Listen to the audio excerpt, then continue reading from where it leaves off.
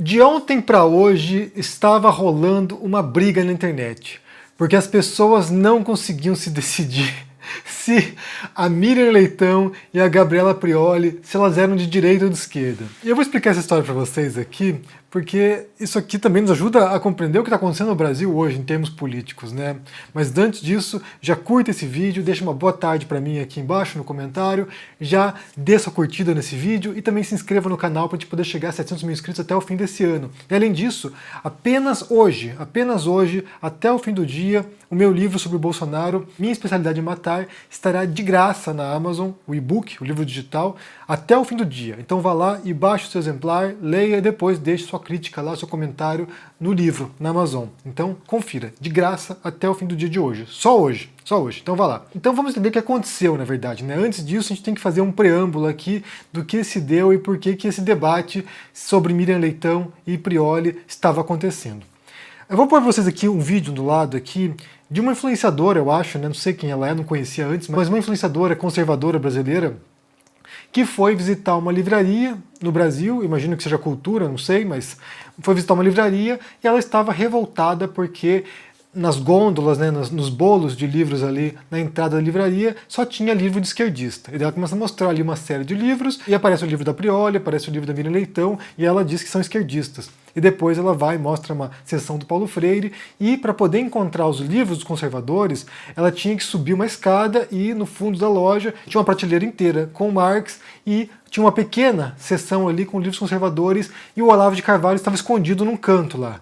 Escondido, o Olavo de Carvalho. E daí, quando essa influenciadora conservadora fala que a Prioli e a Miriam Leitão são de esquerda, muitas pessoas de esquerda, né, influenciadores de esquerda, políticos de esquerda, disseram não, essas pessoas não são de esquerda, jogaram pro lado da direita. E a direita jogou pro lado da esquerda. E ficaram assim, né, batata quente, jogando de um lado pro outro. E algumas coisas, né, alguns detalhes para poder entender essa história e talvez tentar chegar a uma resposta até o fim desse vídeo. A primeira coisa tem a ver com o espaço na livraria, né, porque essa influenciadora ali não entendeu porque certos livros estavam em destaque na livraria. Eu trabalhei em livraria já e eu posso dizer para vocês aqui que livros em destaque nessas prateleiras centrais, né, nessas gôndolas centrais, chama de bolo, nesses bolos, esse espaço é pago, é comprado. Um livro não vai para lá por acaso. Uma editora vai e paga para a livraria deixar em exposição certos livros. Então isso é pago e nem sempre é muito barato não. Livro na vitrine, por exemplo, tem um preço altíssimo. Então é grana. Se esses livros de autores, entre aspas, esquerdistas, estão em destaque na livraria, é porque a editora compreendeu que esse livro vai vender. A gente falou mais cedo sobre isso, capitalismo, né? Capitalismo. A editora compreendeu que livros de esquerda, desses autores de esquerda, entre aspas, aqui, vamos pôr um monte de aspas aqui, porque aqui a gente está adotando a fala da influenciadora conservadora. Esses livros são vistos pela editora como livros viáveis e merecem destaque porque eles sabem que se divulgarem esses livros, vão vender. Tanto que, se não me engano, o da Prioli está entre os mais vendidos no Brasil hoje, na Veja, aparentemente. E daí, os livros de conservadores estão escondidos num cantinho lá, porque nem a editora que publica esses livros acha que eles merecem ser divulgados, pagar para divulgar esses livros, nem a editora acha que merece ser divulgado, e nem a livraria, percebendo talvez a saída desses livros, nem a livraria acha que esses livros vendem tanto assim a ponto de pôr em destaque. E aqui tem a lógica de mercado. Você vai divulgar, promover aquilo que você acha que vai vender, e você vai expor aquilo que você acha que vai vender. Se você acha que o livro do Olavo de Carvalho não está vendendo tão bem assim, ele sai da posição de destaque e vai para o cantinho lá escondido, porque é a lógica do mercado. Se os livros conservadores não estão em destaque, é porque possivelmente não vendem tão bem assim quanto os outros livros.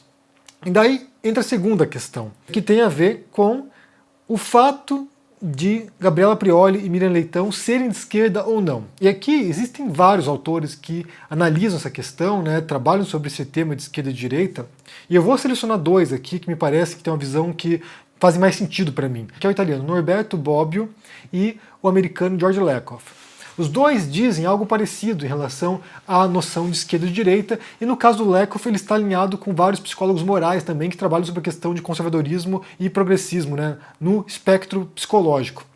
E daí o que eles dizem é o seguinte: a esquerda, tradicionalmente, ela tem uma noção de equidade, ou seja, de A gente pode dizer que é igualdade, mas não é bem isso. Que é de criar condições para que todos tenham um ponto de partida inicial parecido, ou seja, não há uma desigualdade muito grande socialmente.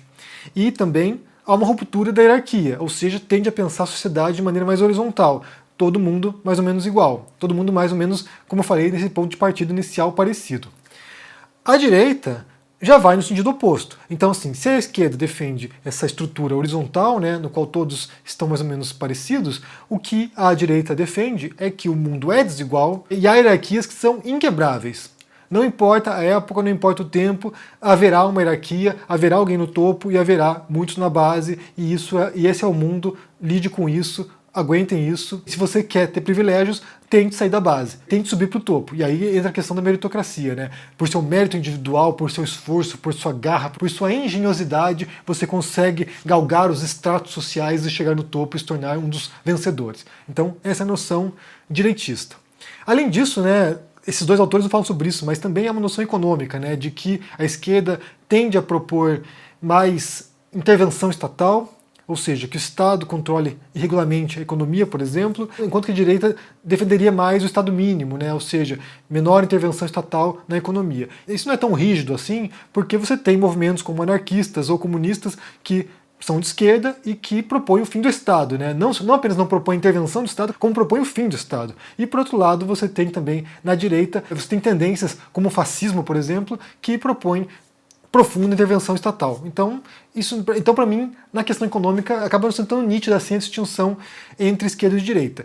Nesse sentido do Bobbio ou do Lakoff, me parece funcionar mais a noção de equidade ou a noção de hierarquia. Existem hierarquias e isso é um dado da realidade. Nesse sentido, para responder a dúvida se Miriam Leitão ou Gabriela Prioli são de esquerda ou de direita, nessa visão do Bobbio ou do Lakoff, a gente teria que entender e saber quais são as posições delas em relação a essa estrutura hierárquica, né, numa sociedade. Se elas são contra isso, se elas defendem uma ruptura disso, uma estrutura horizontal ou vertical. Eu não conheço tanto assim do que diz a Miriam Leitão e a Prioli sobre esses tópicos, então nesse sentido eu vou deixar em aberto aqui. Vocês que acompanham mais, respondam, porque realmente não sei dizer.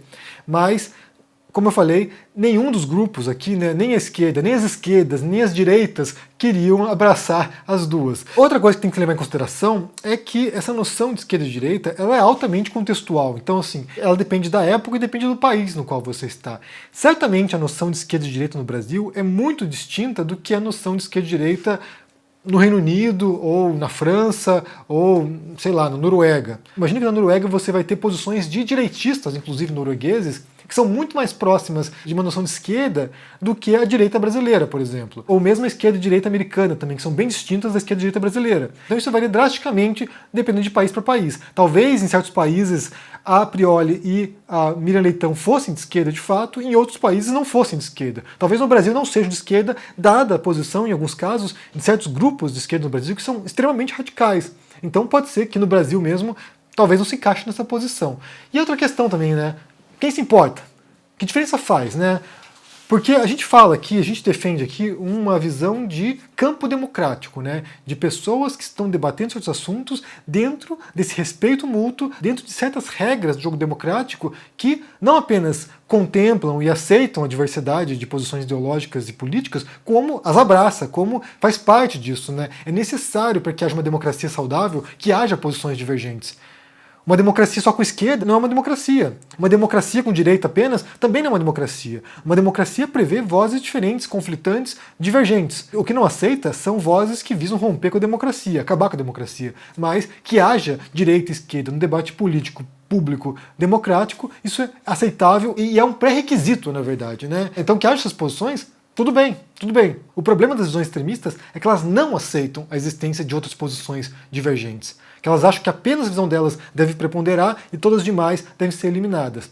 Eu vou aqui propor que vocês façam um teste, já falei anteriormente sobre esse teste aqui, também não está escrito em pedra esse teste, mas faça esse teste porque ele vai dar uma orientação mais ou menos em linhas gerais aqui sobre algumas posições políticas e ideológicas, que é a bússola política. Você pode preencher aqui e você pode descobrir, né, se não sabe ainda, descobrir onde você se encaixa nessa bússola política. No meu caso, por exemplo, já fiz várias vezes esse teste e sempre dá a mesma coisa, né? Dá ali pendendo para o anarcossindicalismo. Já está lá na fronteira, lá embaixo, lá quase no final do quadrante de esquerda, abaixo, porque nessa bússola política eles têm dois eixos, um eixo econômico e um eixo de liberdades, né? Então, assim, Para quem está no topo é autoritário, para quem está abaixo é libertário, para quem está à esquerda é a esquerda econômica, ou seja, que propõe intervenção estatal, e para quem está à direita é a direita econômica de Estado mínimo. Então, se você fizer esse teste aí, você pode ver onde você se encaixa aí. Você pode mandar esse teste para a Prioli e para a Miriam Leitão para que elas façam e nos passar o resultado aqui. Mas, basicamente, há aqui algumas divisões, né? Existe uma esquerda autoritária, existe uma esquerda libertária, da qual eu faria parte, né, de acordo com esse teste.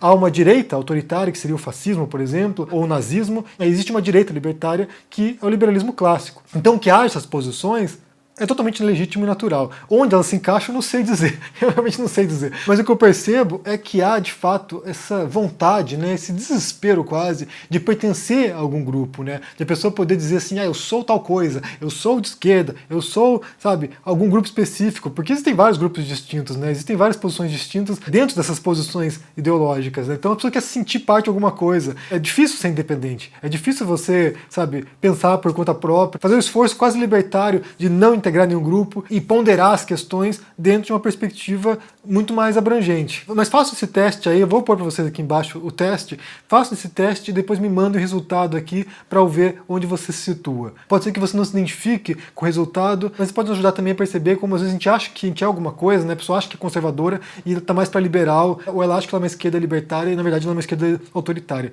Mas faça o teste e põe aqui embaixo no comentário. E só para concluir esse vídeo aqui, quero fazer uma observação em relação ao vídeo anterior que eu fiz sobre o Superman, sobre o filho do Superman que se assume como bissexual. Eu tirei um sarro aqui, eu falei que o Superman é um pamonha, e algumas pessoas ficaram revoltadas comigo.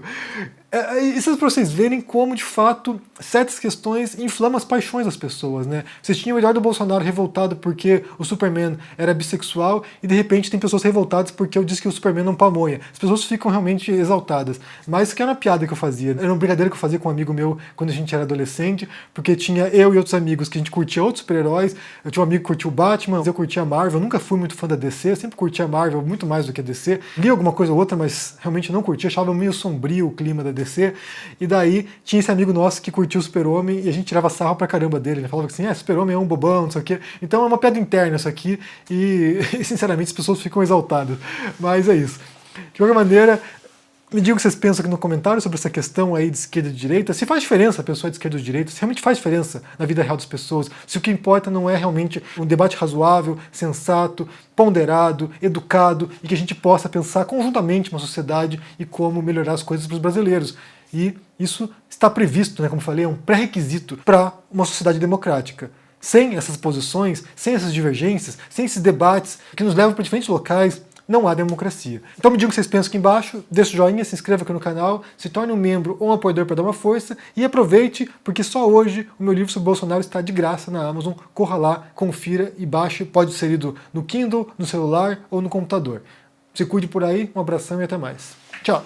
Fala, turma do canal do Henry Bugalho, esse grande amigo professor do ICL. Eu tenho um convite muito especial para fazer para vocês. E no dia 14 de outubro, às 8 horas da noite, a gente vai ter uma aula para comemorar um ano de existência do Instituto com o tema Os Segredos da Economia Comportamental. Talvez no mundo de hoje o tema mais importante para ser estudado e o tema da moda nos principais centros acadêmicos do mundo. Com ele a gente consegue entender por que a gente toma as decisões de uma maneira tão impulsiva como a gente toma hoje em dia. Por que a gente é levado a acreditar em notícias falsas sem checar o seu conteúdo e sua fonte. Como políticos e marcas fazem com que a gente tome decisões que são péssimas para a gente e ótimas para a lucratividade e para os interesses deles. Tudo isso eu vou explicar para vocês em 1 hora no dia 14 de outubro às 8 horas da noite. Para você se inscrever é muito simples, clica no link aqui em cima ou aqui embaixo e aí gratuitamente você vai poder se inscrever em poucos segundos. E depois é só ficar atento no seu e-mail, porque a confirmação da sua inscrição vai chegar lá. Não perde essa chance não. Dia 14 de outubro, 8 horas da noite no horário de Brasília, uma aula histórica para celebrar um ano do Instituto Conhecimento Liberta. Até lá!